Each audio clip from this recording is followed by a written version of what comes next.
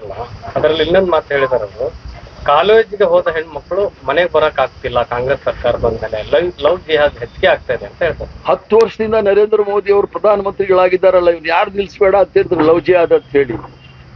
ಜಮ್ಮುನಲ್ಲಿ ಕಠುವಾ ಅಂತ ಹೇಳಿ, ಅಸಿಫಾ ಅಂತ ಹೇಳಿ 8 ವರ್ಷದ ಹೆಣ್ಮಗಳು ಭಾರತೀಯ ಜನತಾ ಪಾರ್ಟಿಯ ನಾಯಕರ ಅವ್ರ ಮೇಲೆ ಅತ್ಯಾಚಾರ ಮಾಡ್ತಾರೆ. ಅದು ದೇವಸ್ಥಾನದಲ್ಲಿ ತೆಗೆದುಕೊಂಡು ಹೋಗಿ ಅದರ ವಿರುದ್ಧ ಜನ ಪ್ರತಿಭಟನೆ ಮಾಡಿದ್ರೆ ಭಾರತೀಯ ಜನತಾ ಪಾರ್ಟಿ ಅವರು ರಸ್ತೆಗಳಿಗೆ ಪ್ರತಿಭಟನೆ ಮಾಡ್ತಾರೆ, ಅತ್ಯಾಚಾರಿಗಳನ್ನ ಬಿಡಿ ಅಂತ ಹೇಳಿ. ಆದ್ರಿಂದ ನಿಮಗೆ ಸಾಕಷ್ಟು ನಾನು ಉದಾಹರಣೆಗಳು ಕೊಡ್ಬೋದು. ಆದ್ರಿಂದ ಲವ್ ಜಿಹಾದ್ ಇವೆಲ್ಲ ಕಪೋಲ ಕಲ್ಪಿತ ಭ್ರಮೆಗಳಲ್ಲಿದ್ದಾರೆ ಇವರು.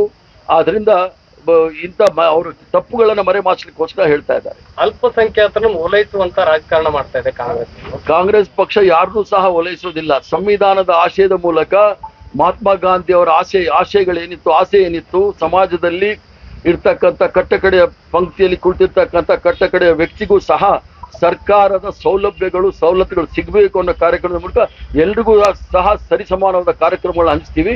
ಅದನ್ನ ಇವರು ಸಹಿಸಲಾರದೆ ಅದನ್ನ ಯಾರನ್ನೋ ಓಲೈಕೆ ಮಾಡ್ತೀವಿ ಅಂತ ಹೇಳ್ತಾರೆ ವಿನ ನಾವು ಆ ಕೆಲಸ ಮಾಡಿದ್ವಿ. ನೇಹ ಹತ್ಯೆ ಖಂಡಿಸಿ ರಾಜ್ಯಾದ್ಯಂತ ಪ್ರತಿಭಟನೆ ಮಾಡ್ತಾರೆ. ಕಾಂಗ್ರೆಸ್ ನಿಲುವು ಸರಿಯಾಗಿಲ್ಲ ಅನ್ನುವಂತ ಆರೋಪವನ್ನು ಮಾಡ್ತಾ ಇದ್ದಾರೆ. ಮುಸ್ಲಿಮರು ಓಲೈಕೆ ಮಾಡ್ತಾ ಇದ್ದಾರೆ ಅನ್ನುವಂತ ಮಾತುಗಳು. ಕಾಂಗ್ರೆಸ್ ನಿಲುವು ಸರಿಯಾಗಿಲ್ಲ ಅಂತ ಹೇಳಿದ್ರೆ ಅವ್ರನ್ನೇನಾದ್ರೂ ನಾವು ಈಗೆಲ್ಲ ಕುಲ್ದೀಪ್ ಸೆಂಗರ್ ಅಂತೇಳಿ ಅವ್ರ ಮೇಲೆ FIR ಆಗ್ಬೇಕಂದ್ರೆ 1 ವರ್ಷ ಬೇಕಾಯ್ತು. ಈ ಘಟನೆ ನಡೆದಿದ್ದು 1 ಗಂಟೆ ಒಳಗಡೆ ಅರೆಸ್ಟ್ ಮಾಡಿ ಅವ್ರ ಮೇಲೆ FIR ಮಾಡಿದ್ದಾರೆ. ಕಾನೂನಿನ ಚೌಕಟ್ಟಿನಲ್ಲಿ ಏನ್ ಕ್ರಮ ತೆಗೆದುಕೊಳ್ಬೇಕು, ಕಾನೂನು IPC ಇಂಡಿಯನ್ ಪೆನಲ್ ಕೋಡ್ ಎಲ್ರಿಗೂ ಸಹ ಸಮಾನವಾಗಿರ್ತಕ್ಕಂಥದ್ದು, ಎಲ್ರಿಗೂ ಸಹ ಸರಿಯಾದ ರೀತಿಯಲ್ಲಿ ತೆಗೆದುಕೊಳ್ತೀವಿ. ಅದೇ ರೀತಿ ನೋಡಕ್ ಹೋದ್ರೆ ಒಬ್ಬ ಚೌಗ್ಲಿ ಅಂತೇಳಿ ಉಡುಪಿನಲ್ಲಿ 4 ಜನ ಒಂದು ಮುಸ್ಲಿಂ ಸಮುದಾಯದ ಕುಟುಂಬದವ್ರನ್ನೇ ಕೊಲೆ ಮಾಡ್ದ. ಅದ್ರ ಬಗ್ಗೆ ಯಾರು ಚಕಾರ ಎತ್ತಲಿಲ್ಲ. ಅದರಿಂದ ಭೇದ ಭಾವಗಳನ್ನ ಬಿಟ್ಟು ಎಲ್ಲರೂ ನಾವು ಈ ದೇಶದಲ್ಲಿ ಸಂವಿಧಾನ ಇರೋದ್ರಿಂದ ನಾವೆಲ್ಲರೂ ಸಹ ಸಮಾನರು, ಯಾರನ್ನೂ ಸಹ ಮೇಲೆ ಕೆಳಗಡೆ ನೋಡ್ಲಿಕ್ಕೆ ಆಗೋದಿಲ್ಲ. IPC ಇಂಡಿಯನ್ ಪೆನಲ್ ಕೋಡು ಆ ಕಾನೂನಿನಲ್ಲಿ ಯಾವ ಕ್ರಮ ತೆಗೆದುಕೊಳ್ಬೇಕು ಆ ಕ್ರಮ ಕಾಂಗ್ರೆಸ್ ಪಕ್ಷ ತೆಗೆದುಕೊಂಡಿದೆ. ಹೆಣದ ಮೇಲೆ ರಾಜಕೀಯ ಮಾಡ್ತಕ್ಕಂಥದ್ದು ಭಾರತೀಯ ಜನತಾ ಪಾರ್ಟಿಯವ್ರದ್ದು ಮೊದಲಿಂದ ಕಲ್ತಿರ್ತಕ್ಕಂಥ, ಅದು ಕುಖ್ಯಾತಿ ಆಗಿರ್ತಕ್ಕಂಥವ್ರು ಅದಕ್ಕೆ ಅವರು. 2 ಪಾರ್ಟಿ ಸಾವಿನ ಮನೆಯಲ್ಲಿ ರಾಜಕಾರಣ ಮಾಡ್ತಿದ್ರೆ ಎಷ್ಟು ಮಟ್ಟಿಗೆ ಬಂತು ರಾಜಕಾರಣ? ನಾವು ನೋಡಿ ಆ ಕುಟುಂಬ ಯಾರು ಹೆಣ್ಮಗಳನ್ನ ಕಳ್ಕೊಂಡಿದ್ದಾರೆ ಅದಕ್ಕೆ ಸ್ವಾಂತನ ಹೇಳಲಿಕ್ಕೆ ನಾನು ಇಚ್ಛೆ ಬೀಳ್ತೇನೆ. ಹೆಣ್ಮಗಳೇ ಅಂತರ ಬರ್ಬರ ರೀತಿ ಕೊಲೆ ಆಗಬಾರ್ದು. ಮಾನಸಿಕವಾಗಿ ಕೆಲವರು ಇರ್ತಾರೆ, ಅದು ಹೆಚ್ಚು ಕಮ್ಮಿ ಆಗುತ್ತೆ. ಆದ್ರಿಂದ ಇಡೀ ಸಮುದಾಯವನ್ನ ನೀವು ಅದನ್ನ ಹೇಳಲಿಕ್ಕೆ ಆಗೋದಿಲ್ಲ. ಎಲ್ಲಾ ಧರ್ಮದವರು ಆಗಿರುತ್ತೆ. ಅದಕ್ಕೆ ನಾವು ಉದಾಹರಣೆಗಳು ಕೊಟ್ಟಿದ್ವಿ.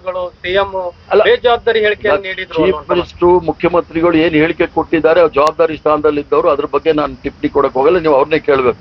ಒಬ್ಬ ಪಕ್ಷದ ಮುಖಂಡನಾಗಿ ನಾನು ಹೇಳ್ತಕ್ಕಂಥದ್ದು ಇಷ್ಟೇ, ಕಾನೂನು law should take its own course ಅಂತ ಇಂಗ್ಲಿಷಲ್ಲಿ ಹೇಳ್ತಾರೆ. ಕಾನೂನು ಎಲ್ರಿಗೂ ಸಹ ಸರಿಸಮಾನವಾದ್ದು. ಕಾನೂನು ರೀತಿಯಲ್ಲಿ ಏನಾದರೂ ಲೋಪದೋಷಗಳಾಗಿದ್ರೆ ಹೇಳಿ, ಅದ್ರ ಬಗ್ಗೆ ನಾನು ಒಪ್ಕೊಳ್ತೇನೆ. ಕಾನೂನು ಕ್ರಮ ತೆಗೆದುಕೊಂಡಿದೆ, ಪೊಲೀಸರು ಕ್ರಮ ತೆಗೆದುಕೊಂಡಿದ್ದಾರೆ, ಅದ್ರ ಬಗ್ಗೆ ಯಾರಿಗೂ ಸಹ ಸಂಶಯ ಬೇಕಾಗಿಲ್ಲ. ಅಶೋಕ್ ಆರೋಪ ಮಾಡ್ತಾರೆ ರಾಜ್ಯದಲ್ಲಿ ತಾಲಿಬಾನ್ ಸರ್ಕಾರ ಇದೆ. ರಾಜ್ಯದಲ್ಲಿ ತಾಲಿಬಾನ್ ಸರ್ಕಾರ ಇದ್ರೆ ಬಾಂಬ್ ಬ್ಲಾಸ್ಟ್ ಮಾಡಿದವ್ರನ್ನ MP ಮಾಡಿದವ್ರು ಯಾರು ಅಂತ ಕೇಳಿ. ಜಂಗಲ್ ರಾಜ್ ಇತ್ತು ಭಾರತೀಯ ಜನತಾ ಪಾರ್ಟಿ ಅವರು ಇದ್ದಾಗ. ದಿನ ಕೊಲೆ, ಸುಲಿಗೆ, ಜಾತಿ ಹೆಸರಲ್ಲಿ, ಧರ್ಮದ ಹೆಸರಲ್ಲಿ ಗಲಾಟೆಗಳಾಗ್ತಾ ಇತ್ತು. ಈಗ ಅವ್ರ ಬಹಳ ಕೈಯೆಲ್ಲ ಕೆರಿತಾ ಇದೆ ಅವರು. ಆದ್ರೆ ಎಲ್ಲೂ ಜಗಳ ಮಾಡಕ್ ನಾವು ಬಿಡ್ತಾ ಇಲ್ಲ. ಪೊಲೀಸವ್ರು ಇಟ್ಕೊಂಡು ಒಳಗಡೆ ಹಾಕ್ತಾರೆ, ಒಳಗಡೆ ಹಾಕ್ತಾರೆ.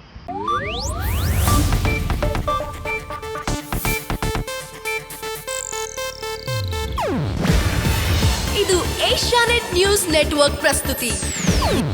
ನೀವು ನೋಡ್ತಿದ್ದೀರಾ ಏಷ್ಯಾನೆಟ್ ಸುವರ್ಣ ನ್ಯೂಸ್.